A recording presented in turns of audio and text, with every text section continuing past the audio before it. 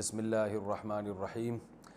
خواتین کے گھروں میں اعتکاف سے متعلق مسائل میں انشاءاللہ آج مختصر الفاظ میں بیان کروں گا، کیونکہ رمضان 1441 ہجری اور مئی 2020 کا اعتکاف شروع ہونے والا ہے،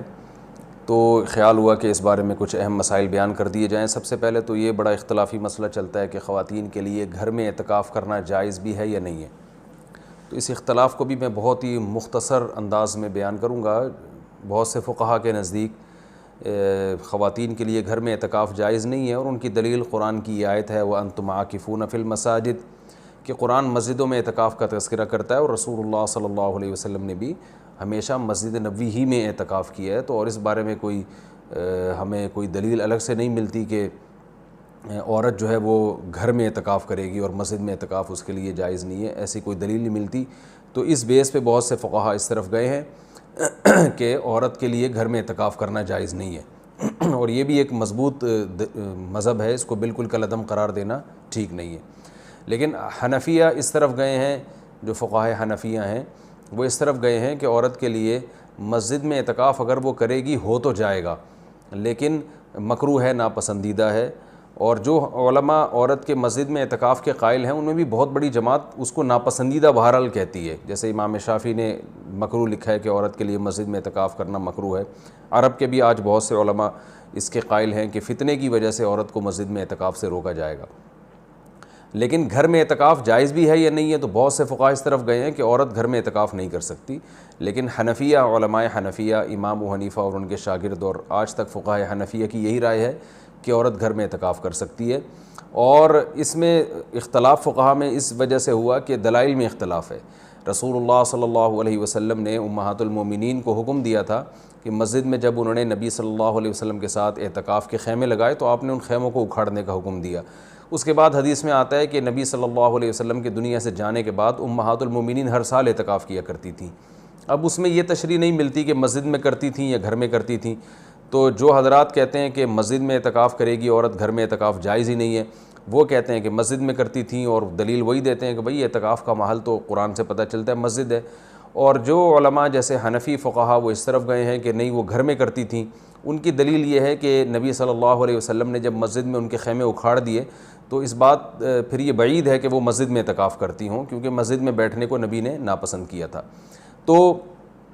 میرا مقصد صرف بتانے کا مقصد یہ ہے کہ چونکہ اختلاف اور فرقواریت کا دور ہے نا، تو کوئی بھی کسی دوسرے کی دلیل کو نہ سننے کے لیے تیار نہ ماننے کے لیے تیار، تو اس بارے میں دونوں طرف مضبوط دلائل ہیں۔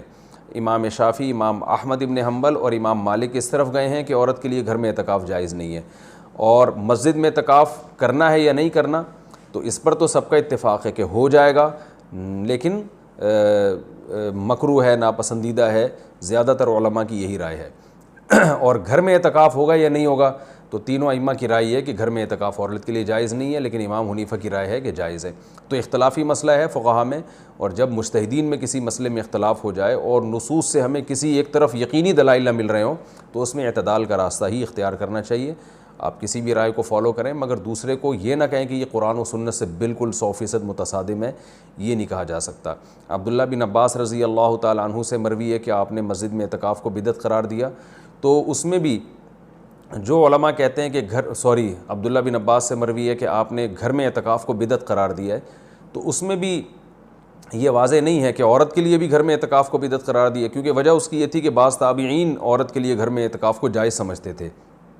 تو عین ممکن ہے کہ عبداللہ بن عباس کا مقصد ان لوگوں پہ رد کرنا ہو کہ جن لوگوں نے مردوں کے لیے گھر میں اعتکاف کو جائز کر دیا، ان کے عمل کو بدعت قرار دے رہے ہو۔ بہرحال مختصر میں جو خلاصہ میری بحث کا یہی ہے کہ دونوں طرف دلائل ہیں، اور دونوں طرف کسی بھی رائے کو آپ ایسے نہیں کہہ سکتے کہ بس یہی عین قرآن و سنت ہے اور باقی سراسر گمراہی ہے۔ کسی بھی کی بھی کوئی رائے ہو، کسی کی وہ اپنی رائے کو بیان کر سکتا ہے۔ تو ہمارے ہاں بر صغیر میں چونکہ فقہ حنفی کو فالو کیا جاتا ہے، تو اس لیے خواتین مسجدوں میں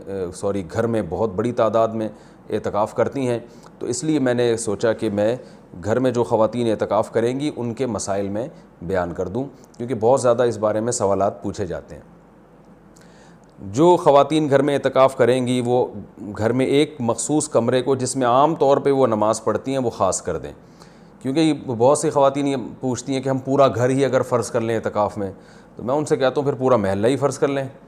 تو اس میں کیا جا رہا ہے؟ تو ایسا نہیں ہوتا کہ پورا گھر یا پورا محلہ، اعتکاف کا ایک خاص مقصد ہوا کرتا ہے، وہ مقصد پورا گھر کو متعین کرنے سے حاصل نہیں ہوگا۔ تو ایک مخصوص کمرہ اپنے لیے متعین کر لیں، اور وہ کمرہ جس میں عام طور پہ وہ نماز پڑھتی ہیں۔ پھر اعتکاف کے مسائل وہی ہیں کہ اعتکاف کی حالت میں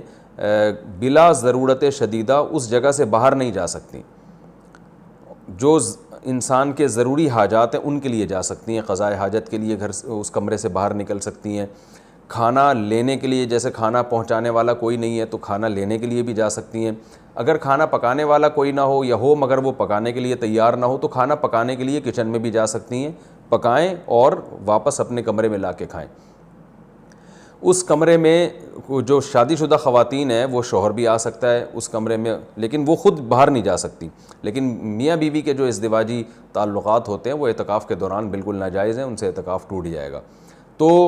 اور بھی کوئی محرم رشتہ دار وہ اس کمرے میں ان سے آ کے ملاقات کر سکتے ہیں، بات چیت کر سکتے ہیں، لیکن وہ بلا ضرورت شدیدہ اس کمرے سے باہر نہیں جا سکتی، کمرے میں رہنا پڑے گا ان کو، اور اس میں وہ بات چیت بھی کر سکتی ہیں، اپنا کوئی دنیا کا کام بھی کر سکتی ہیں، کوئی سلائی کڑھائی بھی کر سکتی ہیں۔ اور اصل میں اعتکاف نام ہوتا ہے اپنے آپ کو باؤنڈ کر لینے کا، تو اللہ کے لیے آپ نے اپنے آپ کو باؤنڈ کر لیا ہے۔ اصل حکم تو یہی ہے کہ مسجدوں میں باؤنڈ کیا جائے، لیکن میں نے بتایا کہ اختلافی مسئلہ ہے، اس میں بعض فقہاء اس کے قائل ہیں کہ مسجدوں میں جانا چونکہ فتنے کا سبب ہے، اب عورت کو اگر اعتکاف کی اجازت نہ دی جائے تو وہ ہمیشہ کے لیے اعتکاف سے محروم ہو جائے گی، تو اس لیے انہوں نے یہ گنجائش دی ہے کہ وہ گھر میں اعتکاف کر سکتی ہے۔ تو اپنے آپ کو اس جگہ باؤنڈ کریں، زیادہ کوشش کریں کہ زیادہ سے زیادہ ٹائم ان کا عبادت میں گزرے، تو مجبوری کے تحت گھر سے باہر اس کمرے سے باہر نکلا جا سکتا ہے، اور اس کمرے میں کوئی بھی جا کے جو بھی محرم ہے ان کے پاس بیٹھ سکتا ہے، بات چیت کر سکتا ہے، بچے بھی آ سکتے ہیں وہاں پہ، ان بچوں کی کوئی خدمت کرنی ہو، جیسے ان کو کھلانا ہو، ان کو پڑھانا ہو، وہ اس کمرے میں بیٹھ کے خواتین کر سکتی ہیں جو اعتکاف میں بیٹھی ہوئی ہیں۔ اچھا، روزہ اعتکاف کے ساتھ ضروری ہے، اگر روزہ ٹوٹ گیا تو اعتکاف بھی ٹوٹ جائے گا، اس لیے جن خواتین کو اعتکاف کے ایام میں مینسز آ جاتے ہیں تو ان کا روزہ بھی ٹوٹے گا، ساتھ ساتھ اعتکاف بھی ٹوٹ جائے گا۔ تو خواتین جب 10 دن کا اعتکاف کریں تو اس بات کا اہتمام کریں، ان کو اپنی تاریخیں معلوم ہو اور ان کو یہ اطمینان ہو کہ ان 10 دنوں میں وہ پاکی کے ایام میں رہیں گی، ان کو جو مینسز ہیں وہ جاری نہیں ہوں گے، تو اس بات کا پہلے اہتمام کریں۔ جن خواتین کا یہ خیال ہے کہ ان کو مینسز آ سکتے ہیں وہ اعتکاف میں نہ بیٹھیں یا نفلی اعتکاف کر لیں۔ تو سنت اعتکاف کے لیے طہارت بھی شرط ہے، کیونکہ اس میں روزہ ضروری ہے سنت اعتکاف کے لیے، اور خوشبو کا استعمال کر سکتی ہیں اس دوران، اور جو ہے وہ کسی عالم کے بیان سن سکتی ہیں، کوئی دینی کلاسز لے سکتی ہیں، اور اس میں جو ہے وہ فون پہ بات کر سکتی ہیں، تو یہ تمام چیزیں جائز ہیں۔ لیکن اعتکاف کا پورا مقصد جبھی حاصل ہوگا